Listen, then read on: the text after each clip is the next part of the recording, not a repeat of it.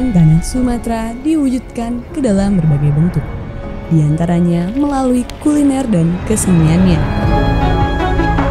Dengan proses dan ketelatenan warganya yang begitu mencintai budaya daerahnya. Para pengrajinnya tetap menjaga, mengolah, dan mengembalikan hasil tangannya kepada alam, sang pemberi segala sumber daya.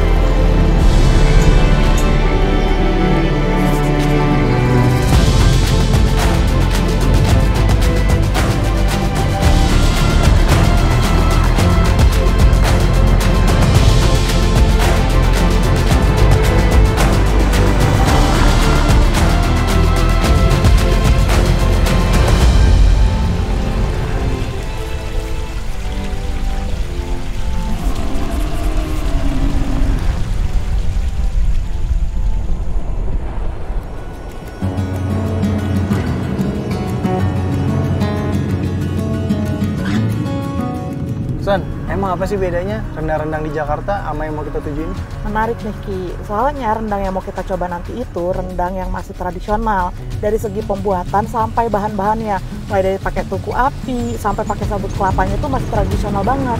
Dan rendang-rendang ini tuh tanpa bahan pengawet. Jadi makin lapar gua. Ya nanti kita coba sendiri aja ya di sana. Let's go. Oke.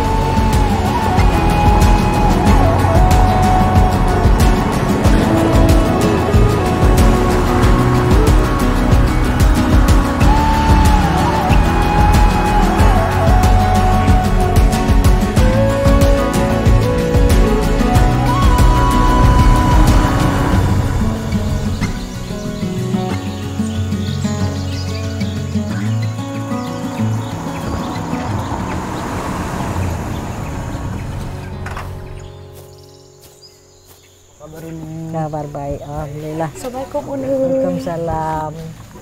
Silakan.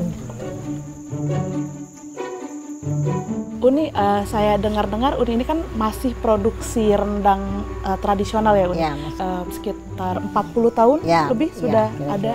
Dari remaja lah, dari orang tua.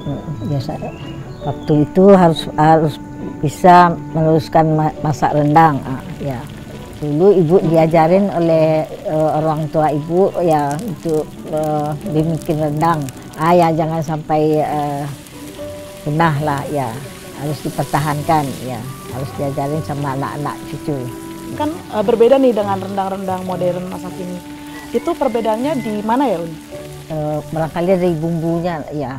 Yang pertama kan santan, ya cabai, bawang merah, bawang putih, jahe, lengkuas. Terus daun-daunnya lagi serai, daun kunyit, daun limau, ya daun salam. Rendang Uni ini bisa menghabiskan waktu berapa jam Uni? Kira-kira setengah hari lah ya. Oh, Ya. bisa 12 jam lebih berarti Uni ya? Ya, kira-kira ya. Rendang yang dibuatnya selain rendang daging, ada rendang apa aja Uni? Yang Uni buat? Rendang paru, rendang bule, ya sama rendang ikan. Payakumbuh itu berarti rendang darek ya Uni? Ya. Perbedaannya dengan rendang pesisir itu apa sih Uni, yang rendang yang Uni buat ini? Kalau rendang pesisir itu kebanyakan dari ikan laut ya, dari kerang juga ya. Kalau ikan direbus dulu terus tulangnya dibuang dulu ya, daripada dagingnya lebih awet rendang ikan.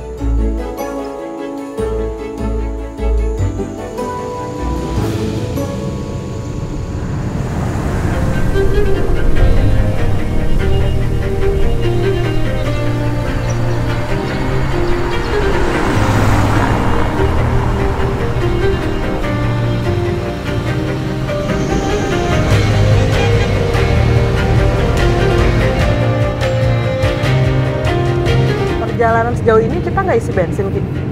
Nanti aja lah, kan hemat bensinnya.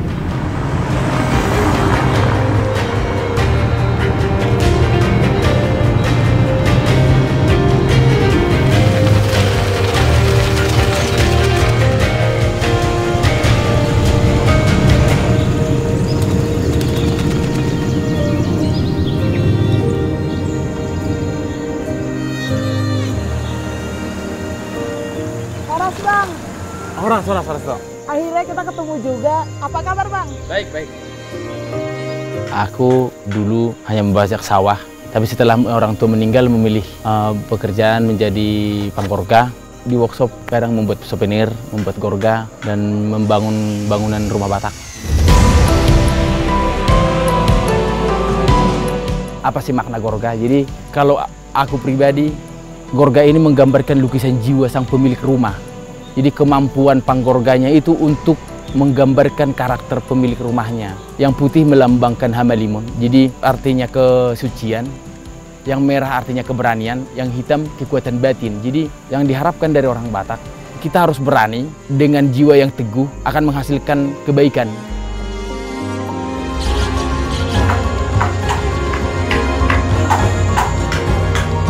Jadi ada dua jenis gorga. Jadi gorga itu ada gorga lotik. Gorga lotik itu yang diukir seperti ini. Dua itu gorga yang memang hanya dais. Dais itu hanya lukis. Jadi penggambaran gorga ini memang sebenarnya dari tumbuhan, siludung nipahu. Jadi sebenarnya gorga itu bentuk putaran. Ada 4 pantangan pohon untuk tidak ditebang. Yang pertama itu dia tidak berdaun muda, berbunga, berbuah, gugur daun. Walaupun menggunakan kayu untuk menjaga tetap, contohnya biar gak terbabat habis gitu kan.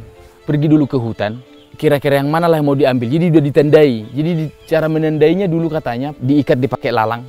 Dan waktu proses menebang ini, kalau bisa jangan sempat menimpa pohon yang kecil yang lainnya.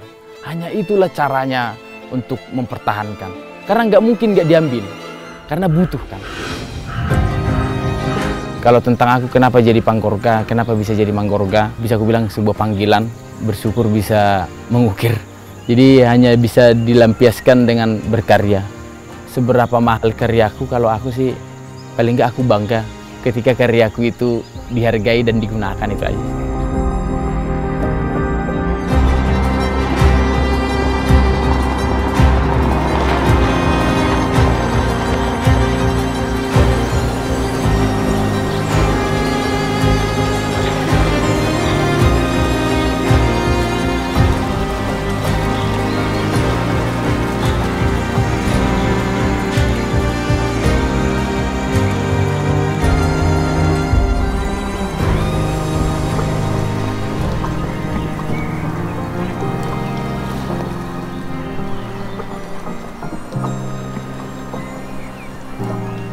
Buat lihat kemegahan Toba, kita jalan-jalan pakai Toyota EV Smart Mobility yuk.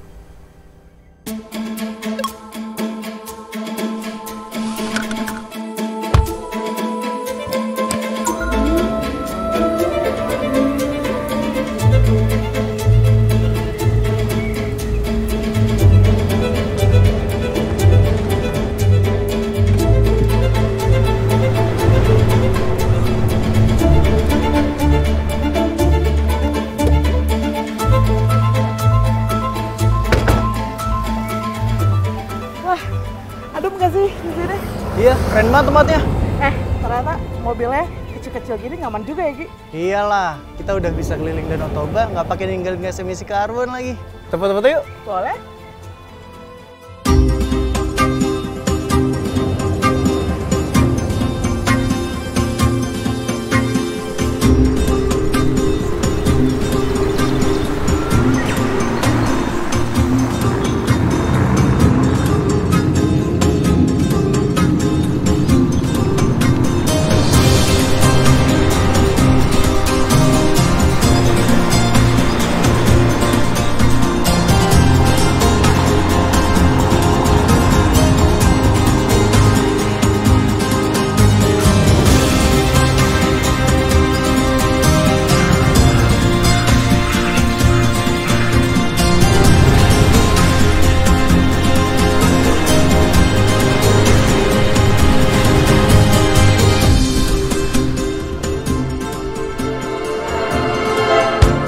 Setelah ini kita ke Simalungun ya.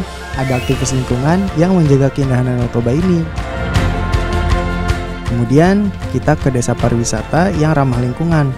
Lalu bertemu seseorang yang meluaskan penyebaran bakau di Aceh. Nah, berhubung kita ketemu tokoh cinta lingkungan, biar perjalanan kita makin eco-friendly, kita sekalian bawa versi hybrid dari Toyota Innova Zenix ya.